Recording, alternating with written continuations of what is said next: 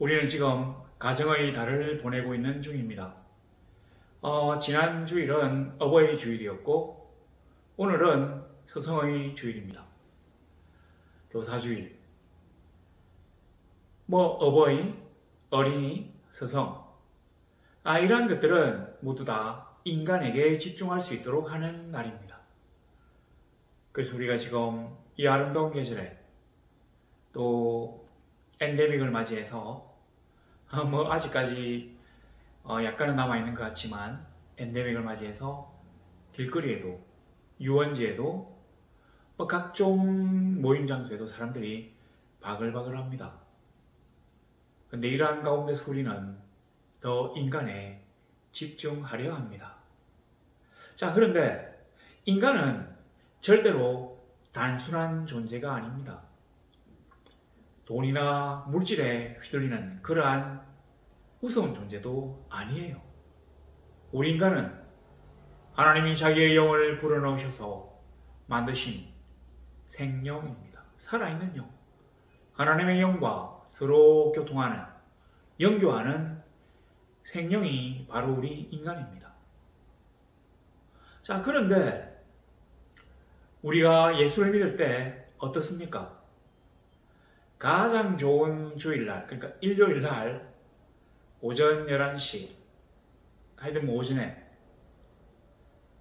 일주일에 일하고 쉬어야 되는 그런 주말에, 주일날 오전에 늦잠을 자지도 못하고 일어나서 짐을 챙기고 자기를 단장해서 교회 와서 하나님께 예배해야 합니다.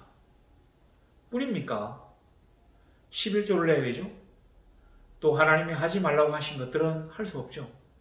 또 하라고 하신 것들은 억지로도 해야 합니다. 예수 믿는다는 게 이렇게 간단하지가 않아요. 예수 믿는 사람들은 세상의 빛과 소금이 됨을 강요당하고 있습니다. 남들이 보지 않을 때도 우리 하나님이 보시기 때문에 바르게 살아야 합니다. 너무 이 허들이 높아요. 세상 사람들이 볼 때는 참으로 어리석다. 시간과 물질과 에너지를 낭비하는 저 사람들은 정말로 어리석은 사람들이다 라고 얘기할 수 있습니다. 그러나 오늘 우리는 하나님이 우리와 함께 하시면 우리 인간이라도 놀라운 일들을 감당할 수 있는, 또 하나님의 기적들을 체험하는 이러한 경험들이 다 있기 때문에 그 모든 세상 사람들이 어리석다, 불리하다고 하는 것들을 다 이겨내고 하나님께 집중합니다.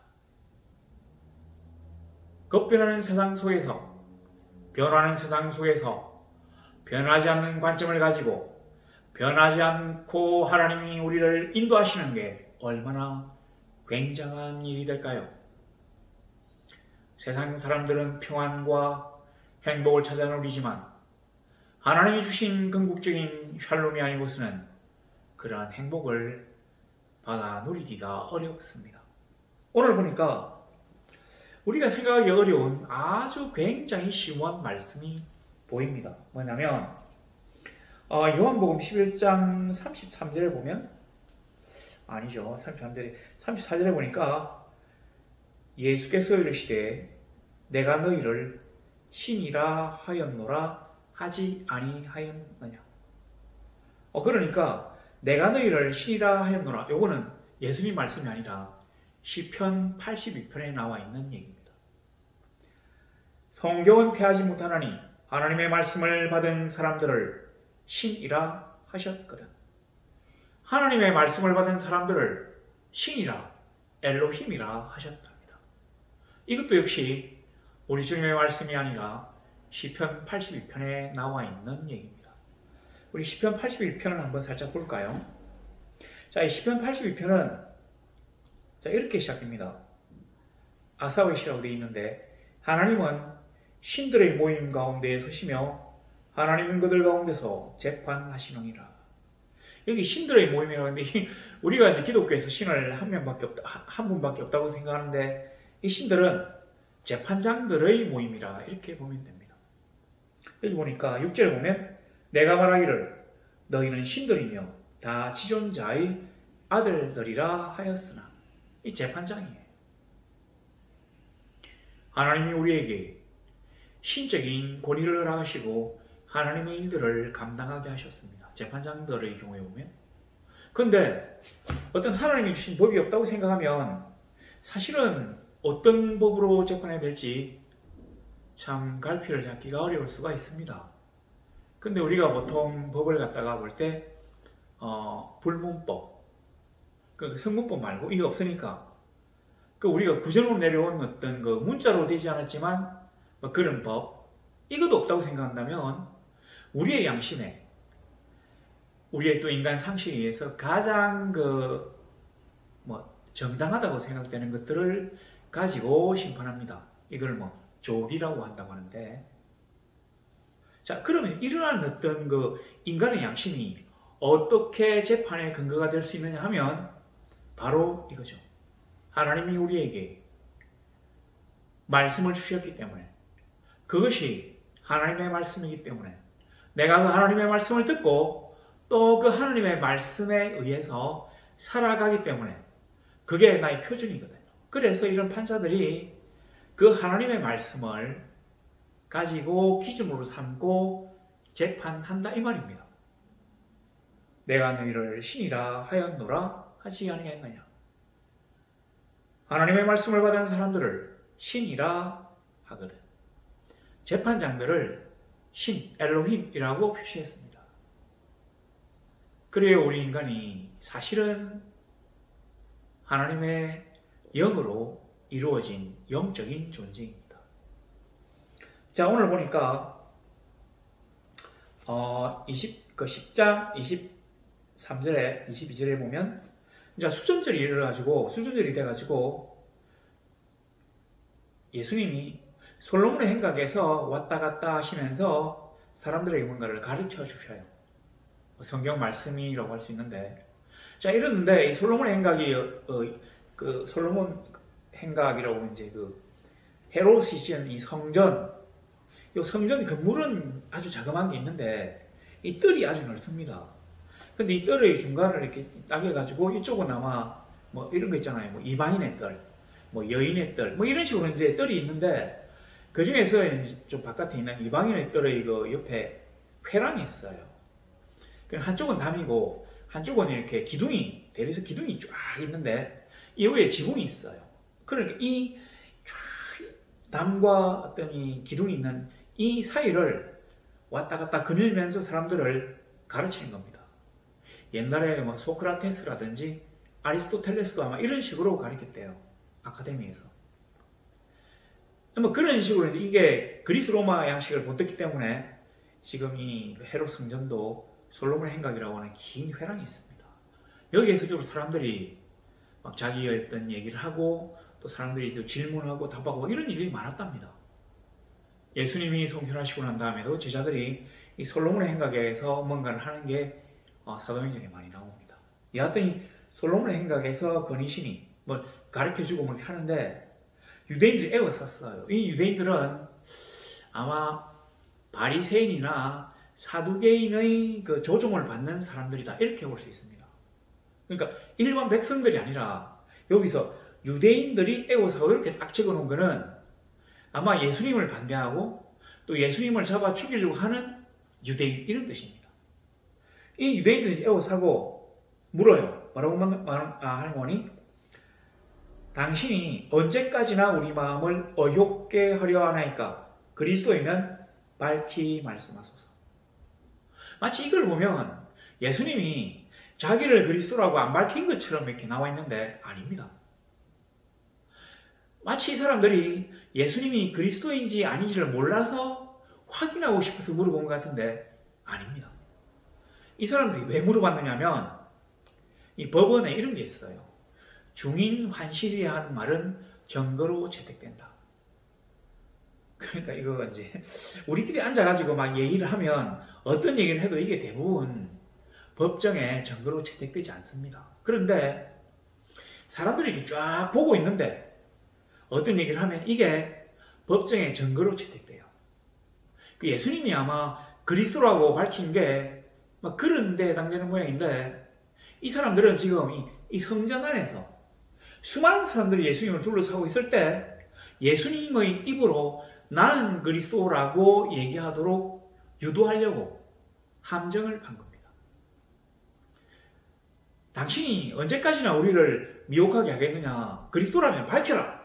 그래, 나는 그리스도다. 이러면 사람들이 뭐야? 이렇게 이제 그래서 돌로 치도록 신성모독으로 돌로 치도록 그렇게 유도한 질문이라고 할 수 있습니다.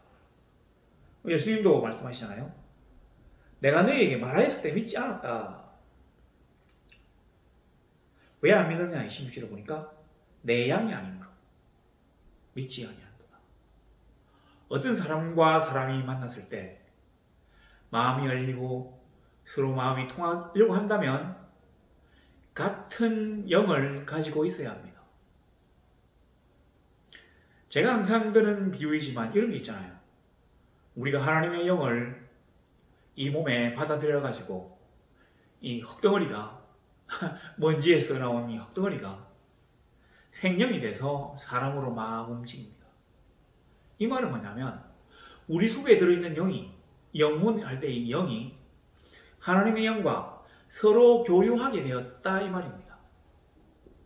하나님은 자기의 영과 우리의 영이 서로 교류하도록 우리를 만드셨어요. 하나님의 거대한 영에서 아주 자그마한 게 떨어져서 우리가 되었기 때문에 우리를 하나님의 자녀라고 부릅니다. 사람들이 죽으면 뭐라고 합니까? 돌아가셨다고 하잖아요. 어디로 돌아갑니까? 나왔던 곳으로 돌아가거든요. 어디에서 나왔는데요? 우리의 영이 하나님의 영으로부터 나왔기 때문에 하나님의 영이 있는 곳으로 돌아가게 되는 것입니다. 여하튼 이제 그렇게 되는데 내 양이 아니기 때문에 안 믿는다는 거죠. 그러니까 내가 몰라서 안 믿는 게 아니고 저 사람이 나를 설득하지 못해서 안 믿는 게 아니라 내가 저 사람이 무슨 말을 해도 아무리 설득력이 있어도 안 믿으려고 속에서 단단히 작정하고 있기 때문에 안 믿는 겁니다. 왜냐하면 예수님이 오셔서 이 땅에서 이때까지 사역하시면서 말씀하셨던 것이 그 당시 유대교 종교 지도자들의 기득권을 갖다가 방해하는, 그러니까 그 기득권을 빼앗으려고 하는, 부수려고 하는 어떤 그런 일이었거든요. 자기들이 예수님만 아니었으면 지금까지 계속해서 영적인 권위를 가지고 각 회당과 동리 마을에서 시장 어귀에서 존경을 받을 터인데 야, 이 독사의 자식들아 이렇게 하니까 사람들이 혹시 독사의 자식인가 생각하는 사람들이 점점 많아지거든요. 그러니까 자기들의 권위, 자기들의 기득권을 갖다가 계속해서 유지하기 위해서는 예수님을 잡아 죽여야 합니다. 근데 우리도 잘 알다시피 유대인들은 사람을 사형시킬 권한이 없어요. 유대인들의 국회라고 하는, 의회라고 하는 산헤드린 공회가 있는데 이 공회는 유대 종교 풍습에 관한 자문만을 맡았지 어떤 다른 사형 같은 이런 중죄에 대한 형벌권이 없습니다. 그러니까 로마 총독 앞에서 막 죽여야 되니 살려야 되니 이런 얘기를 하기보다는 백성들이 자발적으로 자기들의 종교 문제 때문에 예수를 돌로 쳐 죽인다 이러면 말이 되거든요. 그거 하려고 물은 겁니다. 근데 요한이 뜬금없이 수전절이라 했잖아요. 수전절. 왜 이렇게 얘기했냐면, 그리고 유대인들이 이때 물었다고 얘기한 걸 적어놓은 게 뜬금없는 게 아닙니다. 이 수전절은 어떤 절기냐면 우리가 생각하는 뭐 유월절이니 뭐 초막절이니 뭐 수장절 이런 절기는 아닌데, 3대 절기는 아니에요. 아닌데 수전절은 유다 마카비라고 하는 사람이 아마 제사장이었던 것 같은데 이 사람이 그 그리스의 그 후신인 시리아, 그러니까 그리스의 알렉산더 대왕이 자기 큰 땅덩어리를 갖다가 세 개로 쪼개가지고 후계자들에게 나눕니다. 알렉산더가 죽고 난 다음에 이 후계자들이 나라를 나누는데 뭐 이런 거 있잖아요. 뭐 그리스와 뭐 일대, 그리스 마케도니아 일대, 그 다음에 또 하나는 시리아 일대, 또 하나는 이집트 일대, 이런 식으로 아마 땅을 나눴는가 봐요. 이 사람이 이제 페르시아는 빼뜨렸지만 페르시아는 뭐 이 안에 안 들어갔는지 어쨌든 이 시리아에 그 안티오쿠스라고 하는 어떤 왕조가 있는데 이 사람이 이 예루살렘을 점령하고 예루살렘 성전에 딱 들어가 보니까 그 제일 중요한 그러니까 보통 이교 신전에 들어가면 아주 깊숙한 곳에 이렇게 쫙 은은하게 향불이 막 확 타오르면서 뭔가 빛이 싹 은은하게 감돌면서 중간에 거대한 신상이 하나 딱 있거든요. 근데 그게 없는 거예요. 왜냐하면 예수님이 그 말씀하셨다시피 하나님은 실체가 없잖아요. 그 형상이 없기 때문에 하나님은 영이시니 그러니까 뭐 어떤 신상을 만들어낼 수가 없는 거 아닙니까? 없었어요. 그러니까 이 사람이 자기네 그리스 신화에 나오는 주신 제우스를 갖다가 거기다 딱 세운 거예요. 이거를 이제 이게 그 유대인들을 갖다 자극해가지고 유다라고 하는 사람이 유다 마카베 이 사람이 반란을 일으켜가지고 이 땅에서 시리아 군대를 몰아냅니다. 그리스의 후예인 시리아 군대를 몰아내요. 지금 우리가 알고 있는 그 시리아 사람들이 아니라 그 저쪽 그리스 쪽에서 내려온 사람들이거든요. 알렉산더의 후계자들. 하여튼 뭐 그래가지고 마카비 왕조를 세웠는데 이게 바로 수전절이에요. 그러니까 독립을 갖다가 생각하는 그러한 날에 로마로부터의 독립을 요구하는 그런 유대인들의 질문이 여기 나와 있는 겁니다. 우리로 치면 현충일에 6.25에 대한 얘기를 하는 거하고 비슷합니다. 옛날 유다 마카비는 시리아 군대를 몰아내고 우리를 독립시켰는데 당신이 만일 그리스도라면 로마로부터 우리를 독립시키고 새로운 왕조를 만들어 주세요 하는 뜻이 여기에 들어있는 겁니다. 그래서 수전절이라고 밝혔어요. 뭔가 아주 좀 뜬금없이 물어보는 게 아니라 그 비슷한 절기에 비슷한 얘기가 나오게 되고 아주 자연스럽게 예수님을 함정에 빠뜨리도록 이 사람들이 애워사고 질문한 겁니다.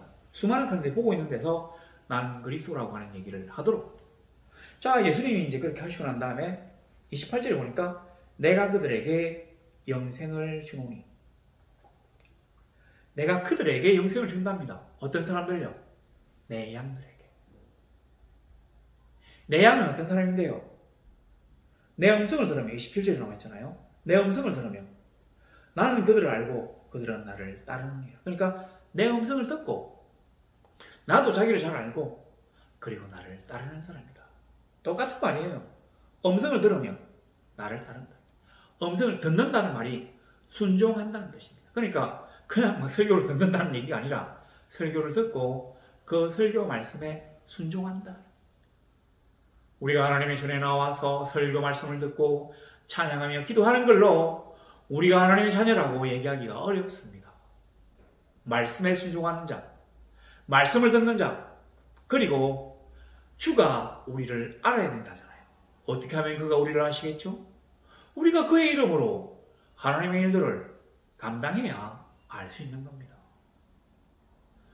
뭐 그렇다고 해도 하나님을 위하여 하지 않는다면 그러니까 막 기도해가지고 병자를 낫게 하고 말씀을 전하는 수많은 사람들이 통해 자국하는 역사가 일어난다 해도 내가 그것들을 하나님을 위하여 하나님의 영광을 위하여 그리스도의 영광을 위하여 하지 않는다면 내가 유명해지고 내가 부유해지고 내가 사람들에게 어떤 권위를 세우려고 그런 일을 감당한다면 그 될지는 모르겠지만 한다면 주님이 나는 너를 모른다고 하신다고 하셨잖아요.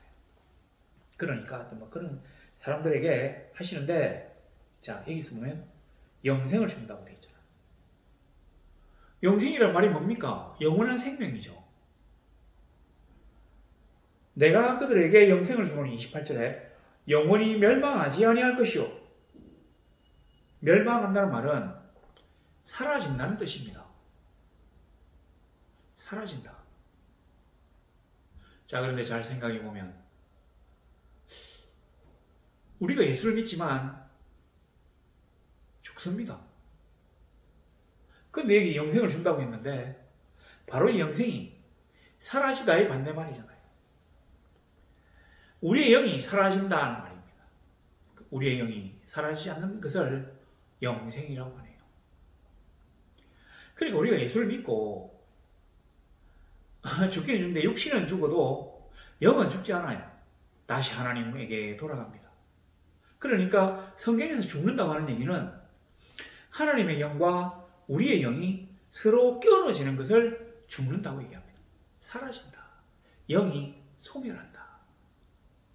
바깥 어두운 데 내어 쫓아가지고 이를 갈며 울게 만든다. 우리 인간이 죽으면 우리는 그렇게 믿습니다. 우리의 육신은 땅에 누워있지만 아니면 요즘 같으면 화장이 돼서 이렇게 뼈가루가 막 흩날리지만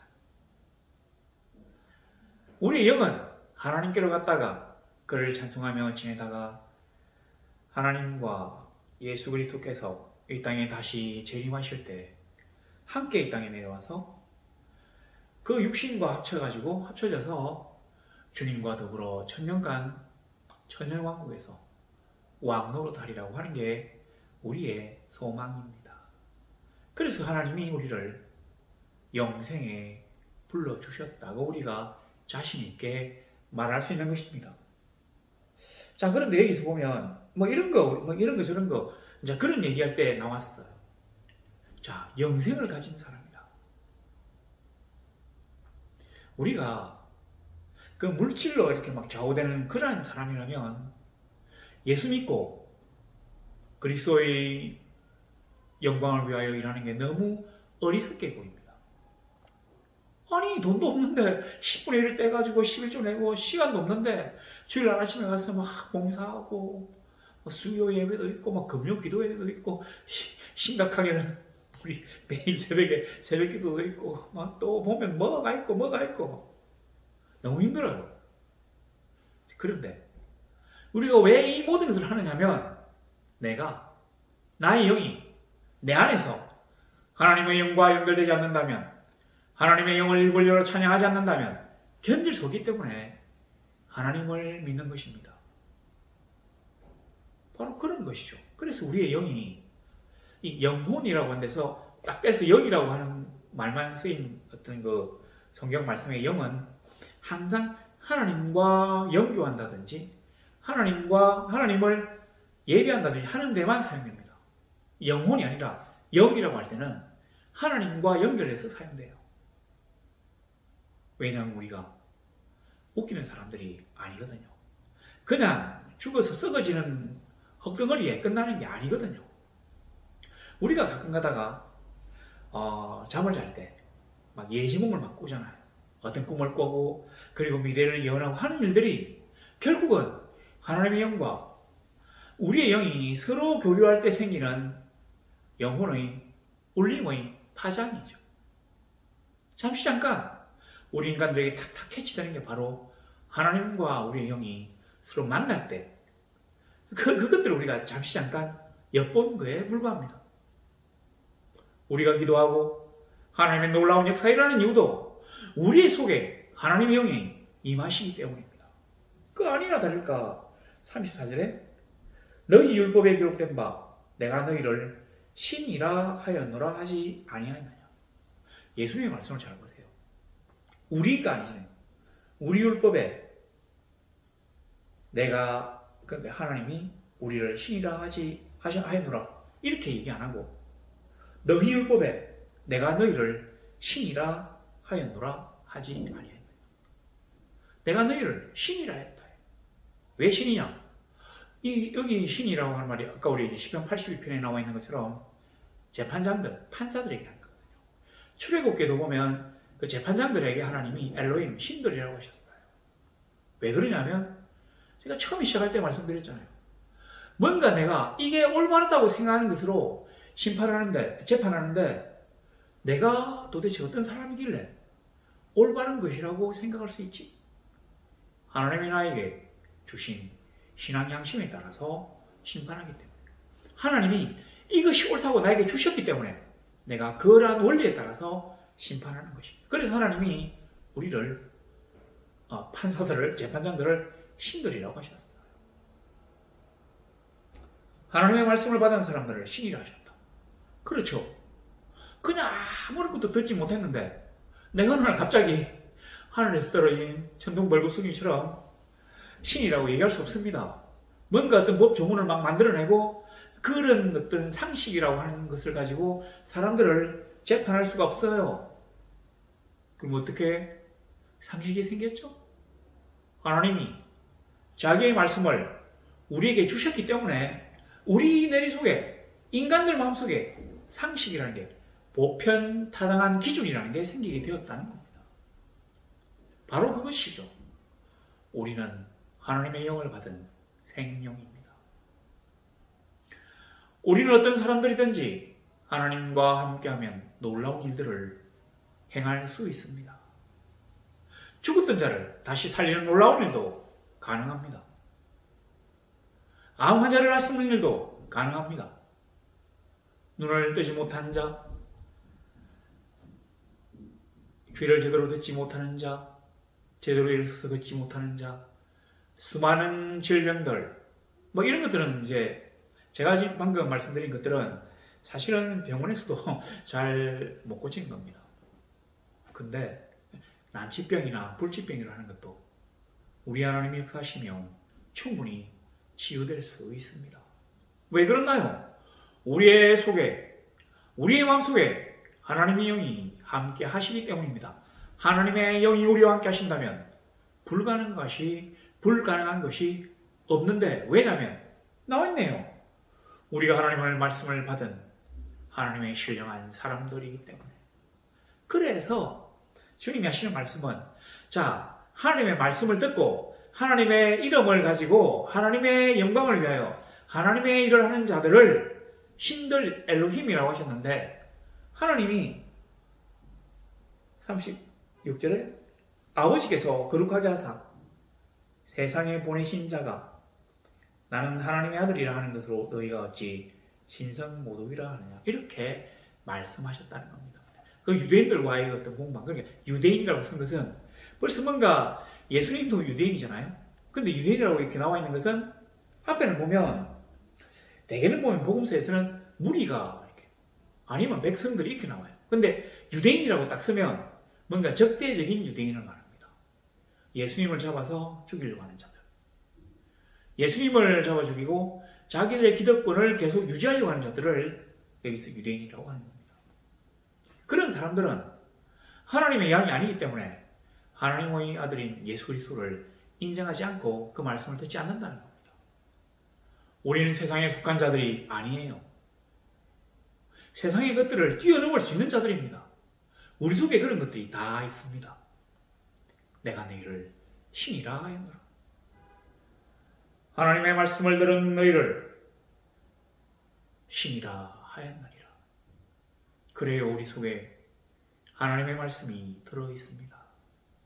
하나님은 자기의 자녀들이 서로 사랑하며 아끼며 사랑하기를 원하십니다. 하나님이 만들어주신 큰 울타리 가운데서 서로 사랑하며 아끼며 행복을 누리기를 원하십니다. 우리가 물질이 풍족하지 않아도 좋아요, 이런 사람이 되기를 원하십니다. 물질도 중요하죠. 당연히 교회는 교인들의 헌금으로 운영되어집니다. 물질 중요합니다. 그러나 너무 물질에 경도되어서 매몰되어서 인간성까지 상실해서는 안 된다고 하는 얘기입니다. 우리가 무슨 주의 하잖아요. 자본주의. 자본주의가 뭡니까? 돈이 제일 중요한 생각이라 하잖아요. 아니에요. 인간이 제일 중요합니다. 하나님이 만드신 인간, 하나님의 영이 들어온 인간, 헛덩어리에 하나님이 자기의 영을 불어넣으시자 우리가 생명이 되어서, 그렇기 때문에 하나님과 교류하며 다닐 수 있는 것입니다. 우리가 하나님의 말씀을 듣고 하나님을 알고 하나님의 말씀을 따르며 하나님의 이름으로 하나님의 일을 하는, 하나님의 영광을 위하는 자기 때문에 하나님의 자녀라고 합니다. 하나님의 영이 좀 떼가지고 우리에게 후 불어넣으셨거든요. 그래서 우리는 하나님의 자녀들입니다. 본질상 하나님과 똑같은 영을 가지고 있는 자들이에요. 우리는 마귀의 영을 가지지 않습니다. 세속에 매몰되지 않습니다. 너무 물질 문명이 왕성한 세상에서 사실은 진짜로 살기가 편해요. 돈이 있으면. 저도 이제 그런 생각을 합니다. 가령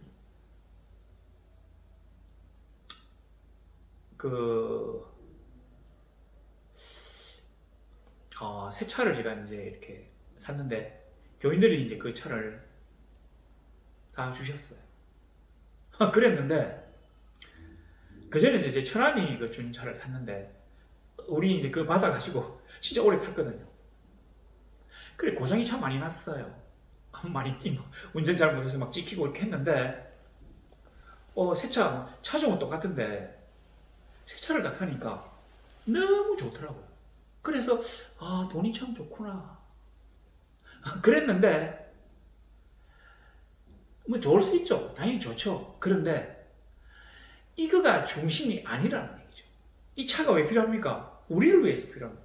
그래서 인간 중심의 사고방식. 근데 이 인간은 하나님의 일을 위하여, 하나님의 영광을 위하여, 하나님의 뜻대로 사는 인간 말입니다. 인본주의의 인간이 아니라 하나님과 함께하는 사람. 말이 이상합니까? 그래서 사람에게 집중하는 날입니다. 제가 가정의 달을 좋아하는 이유가 바로 이런 것 때문이에요. 가정, 자녀, 부모, 효도, 서성, 제자, 가르침, 존경, 애정 이런 것을 제가 좋아합니다.